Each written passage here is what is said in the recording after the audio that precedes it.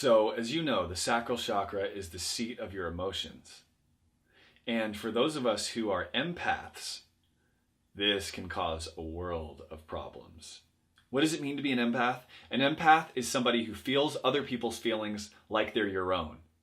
And when you grow up as an empath like I did, you often think that you are the world because you're feeling everything that everyone else feels because you're just more sensitive. We're all empathetic to a certain degree, but some of us who are not fully grounded quickly and easily take on the feelings of other people and mistake them for our own. No fun, especially if the world's feelings are crappy feelings, which a lot of times they are. So what do we do about this?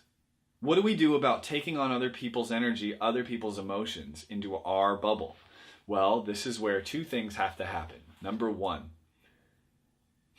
you have to ground yourself, which goes back to your roots. It goes back to strengthening your root chakra so that you can clearly have that boundary and feel when this is not yours. The second part is learning to distinguish between your emotions and others, because if you can know how you feel at all times, if you can pay attention to this,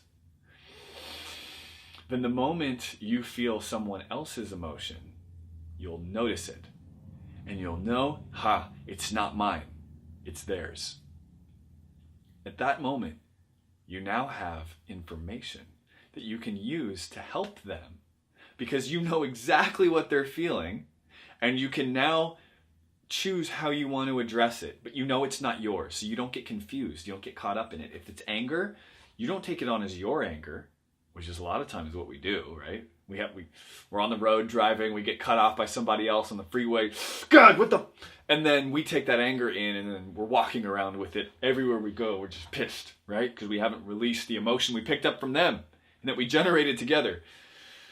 So how do you work with somebody who you know what they're feeling? Well, you can then begin to ask them, hey, I notice you may be feeling this, and this, and just bring their attention to it. Don't ask it to change because emotions change on their own. And start that conversation. That'll do two things. That'll give them more awareness of themselves and make them feel more connected to you because they'll realize that you can feel them. And that creates real intimacy. That creates real trust. And that's the currency of the sacral chakra. That's the currency of lasting joy, is this trust that we're talking about. So if you're an empath and you pick up other people's feelings easily, strengthen your roots and practice discerning which emotions are yours and which emotions aren't yours. Your whole life will get a lot better.